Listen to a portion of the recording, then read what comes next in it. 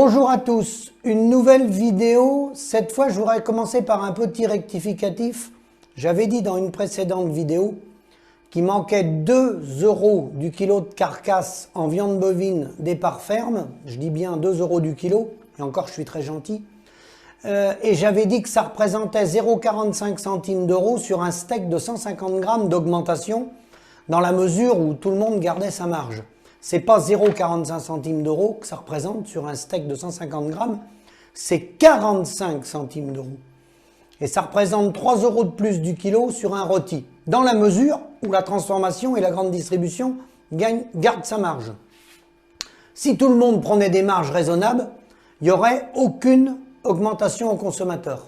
Je dis bien aucune. Donc comme quoi, s'il y avait une répartition de la valeur ajoutée, tout le monde peut bien vivre. Maintenant, j'entame un sujet d'actualité. Monsieur Lacombe, président de la coopérative Sodial, est passé sur BFM et a parlé des relations très tendues avec la grande distribution. Il nous a fait son show comme d'habitude. Alors, quelques petites remarques et ensuite je voudrais vous parler de la valorisation du lait, ce que personne dit, comment ça fonctionne. Alors d'abord, ce monsieur Lacombe, il a commencé par dire « Je suis avant tout », on avait entendu ça avec monsieur Belin, « Je suis avant tout producteur de lait. Je suis surtout producteur de lait, avant tout. Je ne suis pas président de Sodial. » Alors, je vais informer le grand public, non monsieur, c'est faux. Quand on est président d'une coopérative à ce niveau-là, et je lui jette pas la pierre, on n'est plus exploitant agricole. Il a gardé le statut d'exploitant agricole pour pouvoir accéder au poste dans les coopératives, car vous devez être agriculteur pour prétendre un poste de président ou d'administrateur. Si vous n'êtes pas agriculteur, vous ne pouvez pas prétendre à ces mandats. C'est le système qui veut ça. Mais quand il dit « je suis agriculteur », non monsieur, excusez-moi, vous êtes responsable d'une coopérative, voilà, on reconnaît le travail que vous faites dans la coopérative, mais vous ne travaillez plus dans votre exploitation, c'est pas possible. Vous ne pouvez pas gérer des coopératives comme ça et en même temps traire des vaches. Non. D'ailleurs, votre revenu provient des revenus de la coopérative. Il ne provient pas du revenu de vos vaches laitières. C'est vos associés ou vos salariés qui font l'exploitation. Et c'est normal, car de toute façon, vous n'êtes pas un surhomme, vous ne travaillez pas 24 sur 24. Donc quand vous dites « je suis paysan avant tout », non. Vous êtes gérant d'une boutique d'agroalimentaire. Que les choses soient bien claires. Vous n'êtes plus paysan. La seconde chose,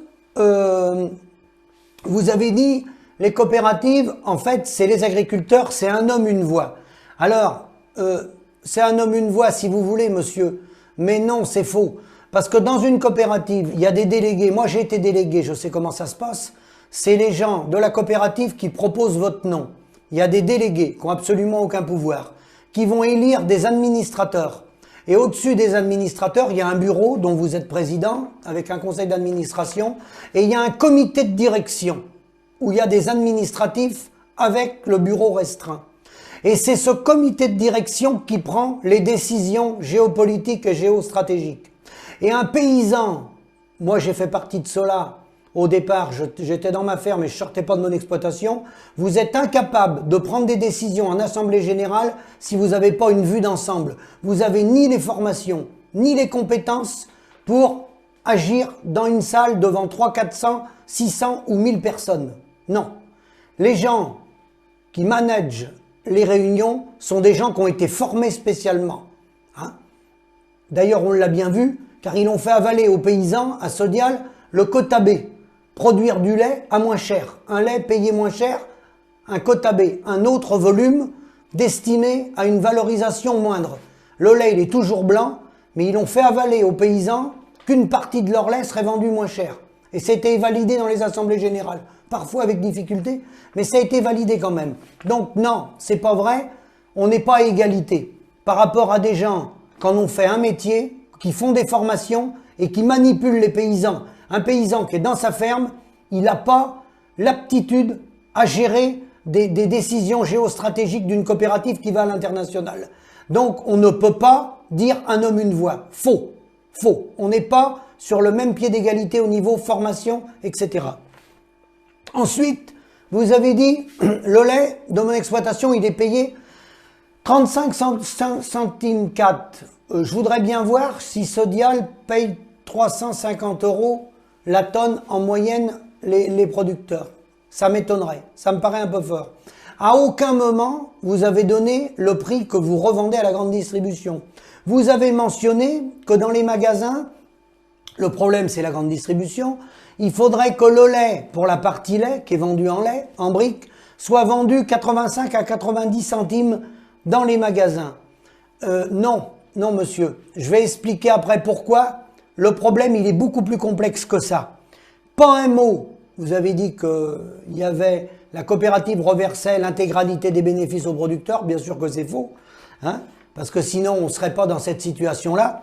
Pas un mot du salaire des producteurs de lait. Vous auriez pu sortir le salaire moyen mensuel qu'avec du lait des producteurs de lait Sodial, vous devez le connaître, il est de moins de 1000 €, monsieur. Il est de moins de 1000 €. Et pas un mot des filiales dans lesquelles vous me remontez des bénéfices. Vous avez oublié de dire à la dame, la journaliste de BFM, Edwige Chevrillon, que vous avez des sociétés, des SAS, dans lesquelles les bénéfices sont remontés. Pas un mot des filiales. Donc, le prix du lait. Pourquoi ça ne peut pas fonctionner? Eh bien, ça ne peut pas fonctionner parce qu'Emmanuel Macron, il avait dit on va partir du coût de production des parts fermes. Sauf que ce que vous gardez bien de dire, monsieur Lacombe, et monsieur Légia, qui manifeste dans la grande distribution, c'est que dans la loi Egalim, monsieur Macron voulait prendre 100% des valorisations du lait, mais sous la pression des coopératives et de d'autres industriels privés, il n'y a que 50% du coût de production des PGC, produits grande consommation, qui sont pris dans le mode de calcul. Et la valorisation que vous donnez, vous, industriels, pour ces PGC, qui sont effectivement vendus majoritairement dans les grandes surfaces, vous donnez le coût de production de 340, de 34 centimes, alors qu'il y a des petites privées qui font que ce produit-là, et il arrive à payer les producteurs au-dessus de 380. Donc déjà, cherchez l'erreur. Donc cette partie-là, le producteur devrait être payé 400 €. Bon. Cette partie-là, PGC, produit de grande consommation. Bon. Ensuite, le problème que vous avez oublié de dire, qui est le plus important, c'est que vous ne pouvez pas appliquer la loi Egalim telle que vous essayez de le faire croire que c'est la grande distribution qui pose problème. Parce que dans vos valorisations, notamment dans les coopératives, beaucoup de coopératives ont 33% de valorisation en PGC, 33% export basé sur le prix allemand, 325 €, et le reste du bord poudre qui se balade de 250 à 280. Donc quand vous faites, pourquoi les producteurs sont payés ce prix-là? C'est facile à expliquer. Sur les PGC, que 50% des PGC sont pris en considération, avec un prix que vous avez décidé un indice que vous mettez à 340. Donc vous avez 50% de 340. Ensuite, vous avez une bonne trentaine de pourcents à 325 qui est basé sur le prix allemand. Et après, vous avez votre bord poudre, plus de 30%, qui est de 250 à 280. Normalement, c'était 280 qui a été pris dans les négociations. Donc quand vous faites le ratio de vos valorisations, vous faites 280 plus 325 plus 340, une petite partie de 340, ben vous arrivez à 325. C'est le prix que les gens ont été payés, à peu près 320-325 en 2020. Alors que, précision importante, les privés type Lactalis et d'autres sont plutôt dans des valorisations PGC de 45 à 50%, voire 55%. Ils ont beaucoup plus de valorisation en PGC. Donc, tirez le prix vers le haut. Produits allemands, pareil, basé sur le prix allemand plus élevé, et ils font moins de bord poudre. Donc, quand vous dites que vous allez manifester dans la grande distribution, vous envoyez les JA manifester dans la grande distribution, faut commencer par leur expliquer que vous avez toute une partie de votre valorisation qui nous tire vers le bas. Donc vous pouvez aller faire brûler les magasins, même si demain la grande distribution repasse, alors s'ils repassent les hausses, d'ailleurs la journaliste vous a fait la remarque, ils vont passer les hausses, vous allez les garder dans votre poche, ça va pas revenir dans la poche des producteurs. Mais en admettant que vous versiez la dividende aux producteurs, on va augmenter de 10 ou 20% le prix en magasin demain sur les PGC. Ça représente que 30 et quelques pourcents de votre volume. Le volume qui est basé à l'export sur le prix allemand, il va pas bouger lui. Et le beurre-poudre que vous valorisez, il nous tire vers le bas. Donc même si par extraordinaire, on forçait la grande distribution à augmenter les prix, mécaniquement, on monterait presque pas.